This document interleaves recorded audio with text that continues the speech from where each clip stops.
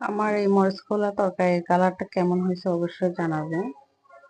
এই তরকারিটা দিয়ে ভাত খেতে কিন্তু মাশাআল্লাহ অনেক টেস্ট, খেতে কিন্তু অনেক টেস্ট হয়েছিল। দেখুন অনেক ভালো লাগতেছে তরকারিটার কালার।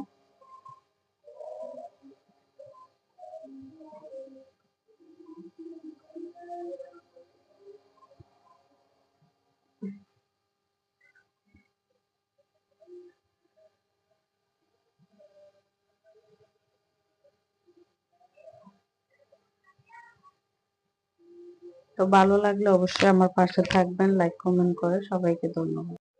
আসসালামু আলাইকুম এভরিওয়ান। আমি পাঙ্গাস মাছে লেঞ্জা কল্লা দিয়ে মরিচ পোলা করবো। যার এই জন্য আমি এখানে কাঁচামরিচ এবং পেঁয়াজ কুচি দিয়ে দিব। তো এখানে যতটুকু তেল পেঁয়াজ লাগবে দিয়ে দিয়েছি। তার সাথে পেঁয়াজ গুলা লাল হয়ে গেছে, এখানে আমি একটু পানি দিয়ে দিই। এক এক করে এখন আমি মশলাগুলো দিয়ে দিব।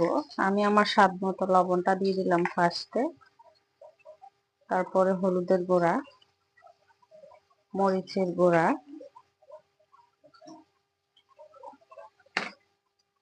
ধনিয়ার গুঁড়া, লাস্ট রসুন বাটাটাও দিয়ে দিলাম। দিয়ে আমি মশলাটাকে সুন্দর করে কষিয়ে নিব।